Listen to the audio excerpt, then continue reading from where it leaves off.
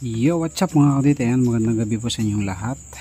At kakatapos lang nating magawa ng mga panel box, mag-assembly at ng ating power supply charger. Ayan.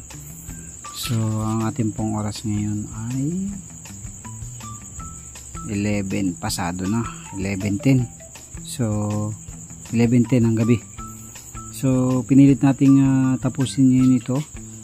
Kasi bukas magsasampul tayo para sa Sabado, o magte-testing tayo para sa Sabado ay magpipintura na lang tayo.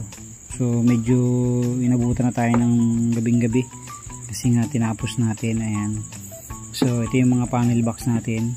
So nagsampul kami ng panel box na stainless para hindi na pipinturahan. So ito na yung naging output nya. So magnet na lang, lalagyan na lang natin ng magnet dito. Naka-testing ko na rin yan. So testingin din naman natin bukas. So medyo inaantok na ako, hindi ko na natapos yung isa. Bali tatlo yung natapos nating power supply charger. Meron pa naman tayong available dun na pang slim type na pan at saka controller. So yun na lang muna ang gagamitin natin dun sa isa kasi 4 na unit yung titestingin natin bukas ng gabi.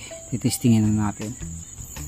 So bali natapos ko na rin butasan yung mga nozzle burner nya kagabi. Hindi ngayon, ito naman pinrepair natin yung kanyang mga power supply at yung panel box assembly nya. So bukas titestingin na lang natin. So 4 yan, 4 na set. Bali 5 po yung ano natin, yung unit natin. So natesting na natin yung isa and then 4 yung natitira. So kulang pa tayo na isang panel box.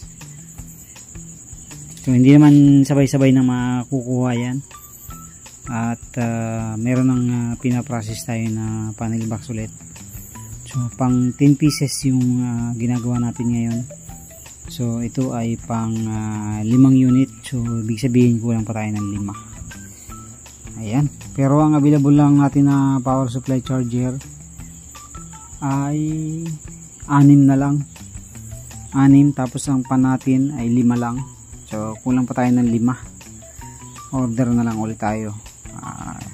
Check lang muna natin kung matutuloy yung customer natin sa linggo. Bali 3 yung naka-ready sa atin para sa Sunday na ship out or meet up.